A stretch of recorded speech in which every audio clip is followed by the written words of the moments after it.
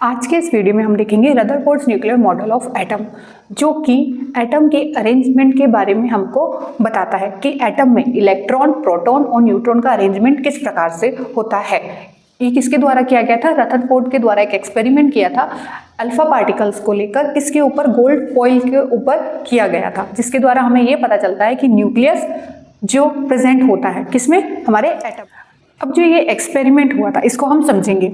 ये source of alpha particle जो कि लेड प्लेट के द्वारा कहाँ जा रहा है? गोल्ड फॉइल के ऊपर। गोल्ड फॉइल बहुत ही थिन है, जिससे कि अल्फा पार्टिकल्स जब बम्बार्डिंग होगी तो कि लेड प्लेट से स्ट्रेट लाइन में होते हुए कहाँ लगेंगे? गोल्ड फॉइल के ऊपर लगेंगे, जो कि इसके लगेंगे। तो ये जो आप ये सर्कल टाइप देख रहे हैं, हाँ, ये क्या है? फोटोग्राफिक प्लेट है, जो कि किसकी बनी हुई है? जिंक सल्फाइड की बनी हुई है। जिंक सल्फाइड की क्यों बनी हुई है? जब alpha particles, radio active particles जब इससे टकरा कर निकलेंगे, कहीं पर भी मूव होंगे, इधर जाएंगे उधर जाएंगे, कहीं पर भी जाएंगे, तो जिंक सल्फाइड रखने का कारण यही है कि भाई जब ये इनसे टकराएंगे तो क्या होंगे? स्पार्कल होगा, जिससे हमें ये पता चलेगा कि भाई ये टकराकर इससे निकल चुके हैं। यही एक कारण था जिंक सल्फाइड का रखने का। अब जब इससे ये अल्फा पार्टिकल निकलते हैं गोल्ड प्लेट से, तो यदि हम इसको और डीपली देखें तो इसके जो पार्टिकल्स होंगे फॉइल में वो इस तरीके से होंगे, एटम ऐसे अरेंज होंगे।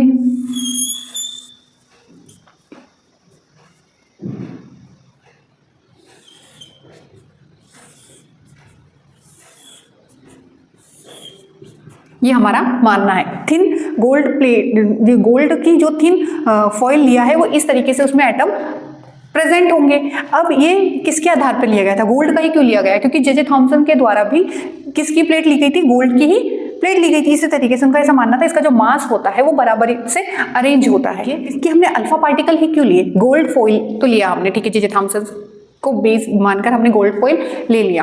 अब हमने अल्फा पार्टिकल ही क्यों लिए? भाई अल्फा पार्टिकल हमने इसीलिए लिए हैं क्योंकि ये जिसके जो एटम होते हैं इससे भी बहुत ज्यादा स्मॉलर होता है, बहुत ज्यादा ही छोटा होता है। कौन? Alpha particle. जिन्हें ऐसा एक्सपेक्ट किया था कि जो हमारे अल्फा पार्टिकल्स होंगे गोल्ड फॉइल के द्वारा निकल के कुछ एंगल से होते हुए निकल जाएंगे, लेकिन उनको एक्सपेरिमेंट जब किया तो क्या हुआ? अलग अलग उनको ऑब्जर्वेशन मिला कि बम्बार्डिंग कराई गई गोल्ड फॉइल के ऊपर, तो हमको क्या देखने को मिला? स्मॉल एंगल्स देखने को मिले, जो कि आगे हम मॉलिक्यूलर स्ट्रक्चर पर हम देखेंगे। अब देखिए, जो गोल्ड फॉइल होगी हमारी वो कि इस तरीके से उसमें एटम अरेंज होंगे, जो कि जब अल्फा पार्टिकल्स इसमें हम डालते हैं गोल्ड फॉइल के ऊपर, तो कुछ क्या होंगे? डिफ्लेक्ट कर जाएंगे स्मॉल एंगल से, और कुछ क्या होंगे? स्ट्रेट लाइन में चले जाएंगे अल्फा पार्टिकल्स। और 20,000 में से सिर्फ एक ऐसा होगा, एक अल्फा पार्टिकल क्या होगा जो अपने पाथ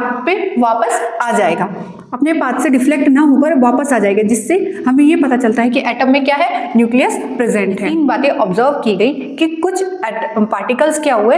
अपने पाथ से स्ट्रेट लाइन में निकल गए, और कुछ डिफ्लेक्ट हो गए एंगल से, और कुछ 20,000 में से सिर्फ एक ऐसा अल्फा पार्टिकल था जो कि अपने पाथ पे क्या हुआ? वापस अपने रास्ते से वापस डिफ्लेक्ट ना होकर क्या हुआ?